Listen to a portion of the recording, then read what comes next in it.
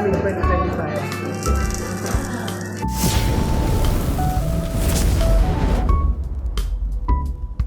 Well, dahil birthday ng aking kapatid na si Kuis Red, syempre hindi mawawala ang kainan. Kaya sumugod kagad kami sa pinakamalapit na hot pot restaurant located at Sala Aldin, Main Road, Dera, Dubai. Dito lang yan sa Hot Pot Factory. Kaya pagdating namin sa Hot Pot Factory, pumasok kagad kami. At pagpasok nga namin, bumungad ang Christmas decoration na talagang mapifeel mo ang diwa ng Kapaskuhan. At umakyat nga ako sa second floor para puntahan ang dining area na kung saan nandito ang hot pot at ang buffet. At pag-akyat ko nga dito, bumungad ang maliwalas at malinis na dining area. At meron din ditong cherry blossom na nakakatuwang tignan dahil para ka ring nasa Japan. At talagang kapansin-pansin ang mga decoration nila at ang kalinisan ng lugar. At kung ako nga ang tatanungin, i-rate ko ang kalinisan at kagandahan ng lugar ng 5 out of 5. Well, mapunta naman tayo sa mga pagkain. Dito agad ako dumaretso sa mga meat and seafood section. Dito makakapamili ka talaga ng kung anong gusto mo. At pagdating naman sa mga sauces, marami ka ring mapagpipilian.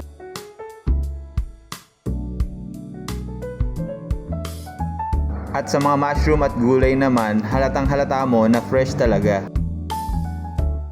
At kung tinatamad ka namang magluto at gusto mo ng ready-made, meron silang mga fried rice, pancit at mga dishes na pwede mo ring pagpilian.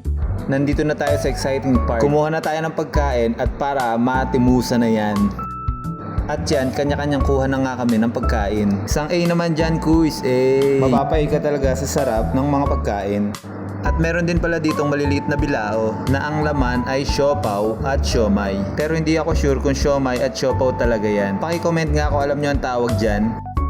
At nandito na ulit tayo sa mga seafood at meat section. Kumukuha na ng lulutuin ng ating birthday boy. Alam nyo ba, isa sa pinakapaborito kong pagkain ay ang mga seafoods. Kayo guys, anong paborito nyong pagkain? At pag napunta kayo sa mga ganitong hotpot, ano yung pinakauna nyong kinukuhang pagkain? Sa totoo lang, nakakalito kung ano yung una mong kukunin na pagkain sa mga gantong restaurant. Sa dami ba namang pagpipilian, ewan ko lang kung hindi ka malito. Tulad na lang ng mga yan, may sausage, crab stick, crabbles, at kung ano-ano pa. At minsan nga, kumukuha tayo ng marami, pero sa totoo lang, hindi naman talaga natin kayang ubusin. Ika nga nila, takaw tingin lang. Pero pagkaharap na natin at ating natikman na, konting kain lang, parang busog na. Pero ibahin nyo ako ngayon guys. Hinanda ko talaga yung sarili ko para sa kainan ngayong gabi. Actually, galing pa ako sa trabaho niyan. Dinaanan lang nila ako para makasama. At eto na, dito na tayo magkakaalaman kung ano talaga ang totoong lasa.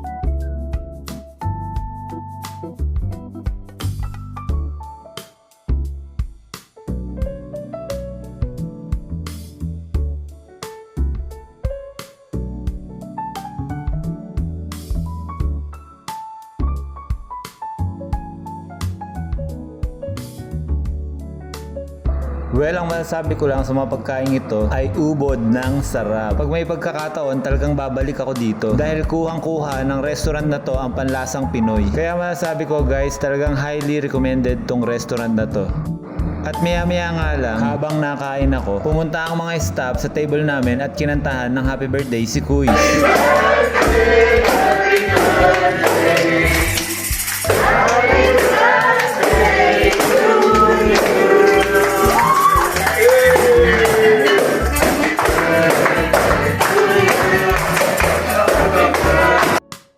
At ayun nga, syempre, hindi mabubuo ang isang birthday pag hindi natin nakantahan ang birthday celebrant. Kaya thank you sa mga staff ng Hot Pot Factory. Hey, may pasulat pang happy birthday. At syempre, hindi natin palalampasin ang pagkakataon na mag-wish ang birthday celebrant. Blessing coming 2025. At mabalik nga tayo dito sa mga kinakain natin. Dapat matikman natin lahat ng putahe or ang nakahain sa atin.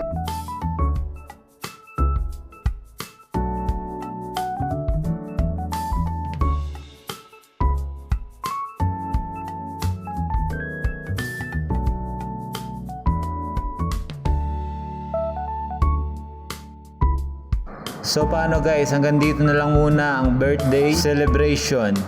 Kita-kits ulit sa susunod na video. Maraming salamat sa panonood.